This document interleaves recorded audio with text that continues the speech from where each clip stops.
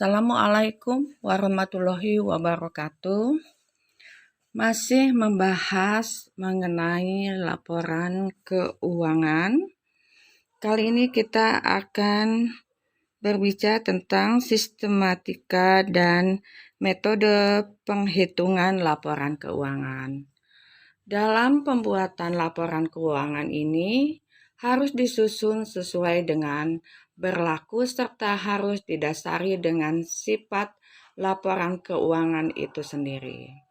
Menurut gagasan dari Kashmir dalam kurung 2014.211 dalam penerapannya laporan keuangan yaitu 1. Bersifat historis, 2.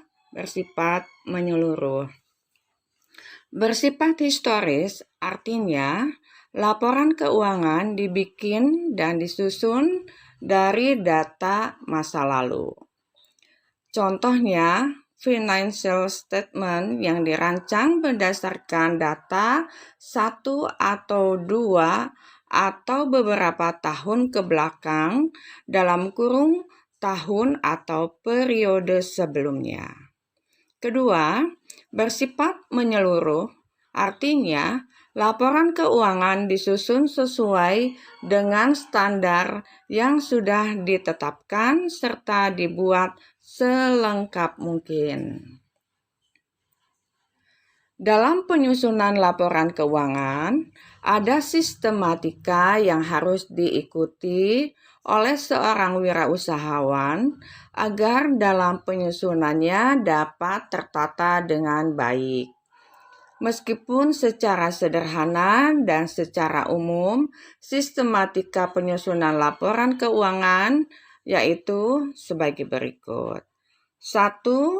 Mengelompokkan transaksi sesuai tanggal, urutan kegiatan, jenis barang, atau sesuai yang telah ditentukan. 2. Mengelompokkan bukti transaksi setiap kegiatan transaksi. 3. Menyusun persamaan dasar akuntansi atau pencatatan transaksi keuangan. 4.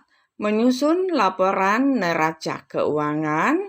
5. Menyusun laporan laba rugi.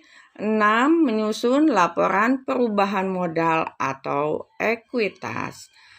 Setelah selesai menyusun laporan keuangan, seorang wirausahawan bisa langsung menganalisis dan mengevaluasi kinerja dan operasional perusahaan menggunakan analisis rasio keuangan. Berikut ini akan ditampilkan bagaimana cara menyusun laporan keuangan secara sederhana. Contoh, PT Bella Haifah bergerak di bidang catering selama bulan September 2019 memiliki data transaksi sebagai berikut. A. Pada tanggal 2 September 2019, Nona Bella menyetor uang sebesar 30 juta rupiah. B.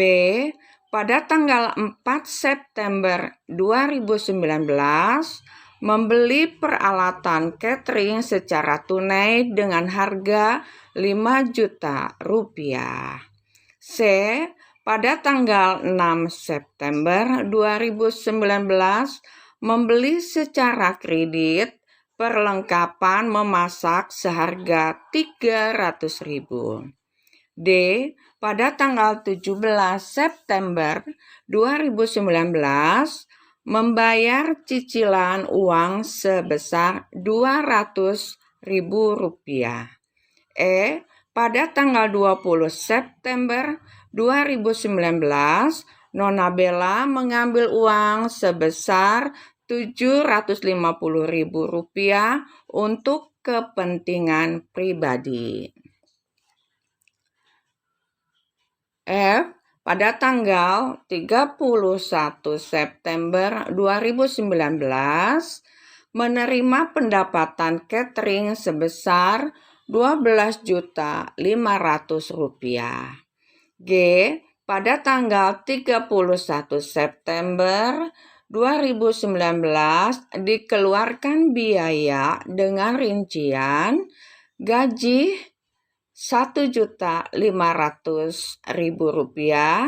transportasi Rp500, akomodasi Rp750, komisi Rp100.000, lain-lain Rp150.000,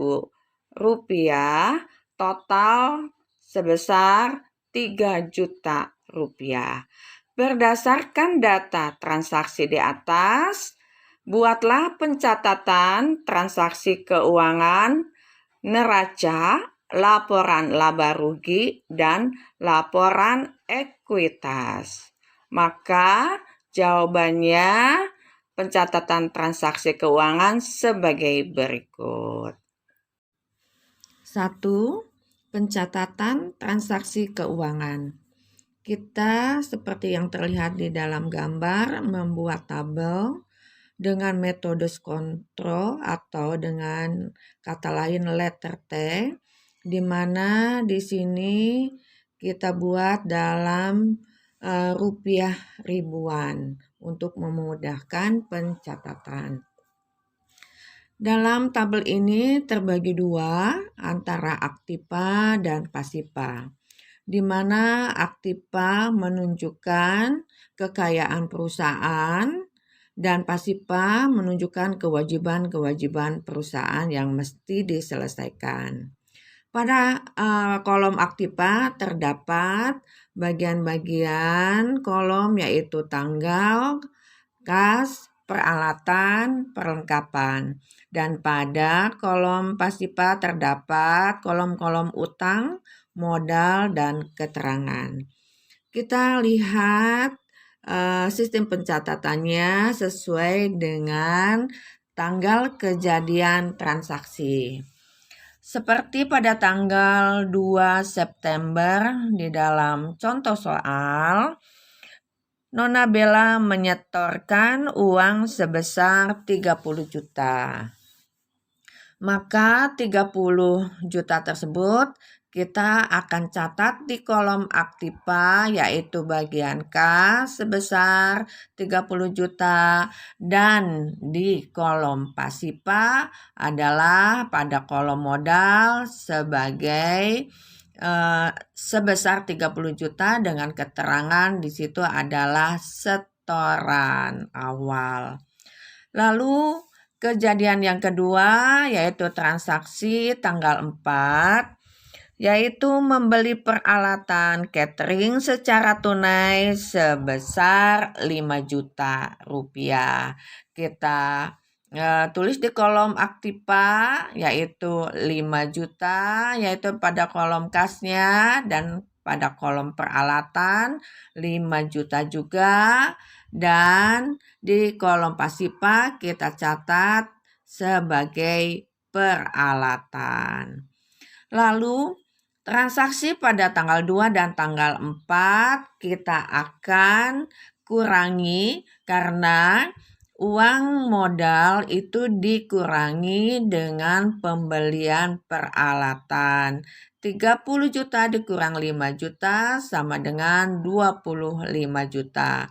Dan di kolom peralatan kita turunkan ke bawah karena di sini adalah bendanya menjadi aset perusahaan yaitu sebesar 5 juta dan modal utuh yaitu 30 juta antara uang kas dan peralatan.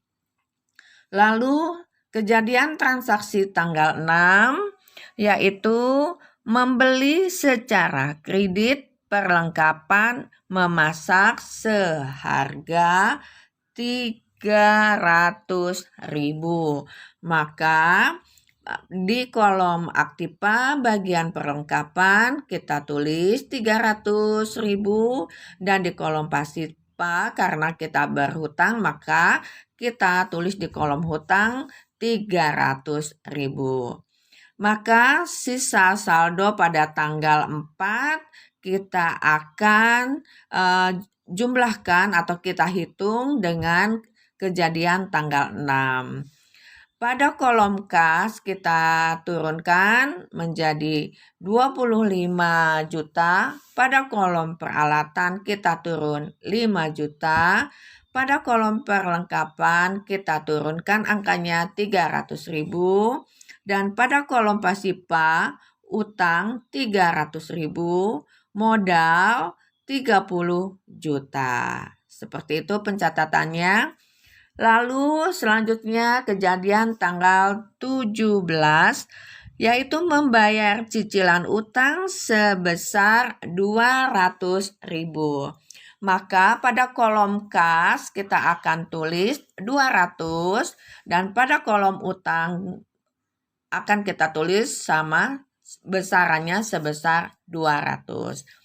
Lalu kita kurangi saldo yang sebelumnya dengan kejadian pada tanggal 17, yaitu pada bagian kas kita kurangi 25 juta dengan 200.000, yaitu 24.800.000. Lalu kita turunkan semua pada kolom peralatan 5 juta, perlengkapan juga 300.000, pada kolom utang yang awalnya hutang itu 300.000, kita bayar 200, maka sisanya tinggal 100.000. Pada kolom modal kita turunkan 30 juta. Selanjutnya transaksi pada tanggal 20, yaitu Nona Bella mengambil uang sebesar 750.000 untuk kepentingan pribadi. Kita akan hitung seperti yang di atas, yaitu pada kolom kas 750 dan pada kolom modal 750.000. Lalu kita akan kurangi 24.800.000, kita kurangi dengan 750.000, yaitu sebesar 24.050.000 rupiah. Dan kita turunkan pada kolom peralatan 5 juta, kolom perlengkapan 300.000, pada kolom utang 100.000, dan pada kolom modal kita kurangi 30 juta dengan 750.000, yaitu 29.250.000 rupiah. Pada kejadian tanggal 31, yaitu di sini terjadi penerimaan pendapatan catering sebesar 12.500.000. Maka kita akan tulis di kolom kas yaitu 12.500.000. Di kolom modal pun 12.500.000 dengan keterangan pendapatan. Lalu kita akumulasikan karena ini adalah pendapatan, artinya terjadi pemasukan untuk perusahaan. 24.050.000 rupiah ditambah dengan 12.500.000, maka akumulasinya 36.550.000 rupiah. Kolom peralatan kita turunkan angkanya 5 juta, perlengkapan 300.000 rupiah, pada kolom utang 100.000 rupiah, dan pada modal yaitu 29.250.000 ditambah dengan 12.500.000 menjadi 41.750.000 rupiah. Dan transaksi yang terakhir pada tanggal 31 yaitu dikeluarkan biaya dengan rincian gaji, transportasi, akomodasi, komisi, lain-lain dengan total sebesar 3 juta rupiah. Maka di kolom kas kita tulis 3 juta dan di kolom modal pun kita tulis 3 juta karena ini adalah sejumlah biaya yang mesti dikeluarkan oleh perusahaan. Penghitungannya pada kolom kas kita kurangi saldo yang terakhir dengan transaksi yang terakhir yaitu 36.550 kita kurangi dengan 3 juta, maka sisanya adalah 33.550.000 rupiah. Kolom peralatan kita turunkan 5 juta, kolom perlengkapan kita turunkan 300.000 rupiah. Begitupun pada kolom pasipa, yaitu kolom utang kita turunkan 100, pada kolom modal 41.750.000 rupiah dikurangi 3 juta, maka 38.750.000 rupiah. Lalu kita lihat di kolom bawah. Ini adalah angka total antara kas, peralatan, dan perlengkapan di kolom aktiva sebesar 38.850.000 rupiah. Dan di kolom pasipa juga sama besarannya, yaitu 38.850.000 rupiah. Penjumlahan antara kolom utang dan modal. Selanjutnya, dari transaksi di atas dapat disusun laporan keuangan perusahaan secara sederhana. 2. Neraca. PT Bella Haifa Catering, neraca 31 September 2019, sama seperti yang sebelumnya kita bikin tabel dengan metode Skontrol atau letter T, di mana terbagi dua, yaitu aktiva dan pasipa. Kita pindahkan semua kejadian yang ada di jawaban sebelumnya, yaitu tentang pencatatan transaksi keuangan, kita pindahkan ke dalam neraca. Di sini dengan cara penulisan aktiva lancar, yaitu ada kas sebesar 33.550.000 rupiah, peralatan sebesar 5 juta rupiah. Dan kita lihat selanjutnya pada perlengkapan sebesar 300.000 rupiah, maka total aktiva lancar sebesar 38.850.000 rupiah. Kita lihat sementara pada kolom pasipa, kita pindahkan pada kolom ini, yaitu tentang transaksi utang dan modal. Kita lihat ada hutang usaha sebesar 100.000 rupiah, maka total utang usahanya sebesar 100.000 rupiah dan besaran modalnya adalah 38.750.000 rupiah. Maka total aktiva dan pasipa ini mesti sama atau yang disebut dengan balance, yaitu sebesar 38.850.000 rupiah. Langkah selanjutnya kita akan membuat, yaitu yang ketiga, perhitungan laba atau rugi. Kita lihat cara penulisannya dengan metode Staffel, yaitu dengan menguraikan ke bawah kejadian-kejadian yang terjadi selama periode bulan September 2019. Kita catat yang pertama adalah pendapatan usaha, yaitu sebesar 12.500.000 rupiah dan dikurangi dengan beban atau biaya usaha yang terdiri dari gaji sebesar 1.500.000 rupiah, transportasi 500.000 rupiah, akomodasi 750.000 rupiah, komisi Rp100.000, lain-lain Rp150.000, maka totalnya adalah Rp3 juta. Rp12.500.000 kita kurangi dengan beban biaya yang dikeluarkan, yaitu totalnya Rp3 juta, maka selisihnya adalah Rp9.500.000.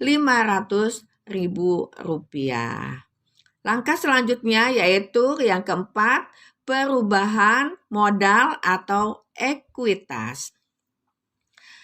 Kita lihat di sini yaitu dengan cara mencatat modalnya adalah sebesar Rp30 juta. Maaf, di sini ditulisnya Tuan Peter, tetapi dalam soal adalah Nona Bella. Lalu kita lihat seperti yang terjadi di dalam perhitungan transaksi keuangan, yaitu kita mendapatkan laba bersih ya sebesar Rp9.500.000. Angka ini didapat di dalam perhitungan laba rugi yang kita hitung sebelumnya. Lalu kita kurangi dengan pengambilan pribadi Nona Bella atau yang kita sebut dengan private sebesar Rp750.000. Maka selisih laba dan pripe adalah Rp8.750.000. Kita hitung kembali, yaitu Rp30 juta ditambah dengan Rp8.750.000, maka total modal sebesar Rp38.750.000. Demikianlah pencatatan di dalam penghitungan laporan keuangan secara sederhana, yaitu 1. Tentang pencatatan transaksi keuangannya. 2. Yaitu penghitungan neraca. Yang 3 adalah perhitungan rugi laba. Dan 4 yaitu perubahan modal atau ekuitas. Semoga dapat dipahami penjelasannya dan bermanfaat bagi kita semua. Assalamualaikum warahmatullahi wabarakatuh.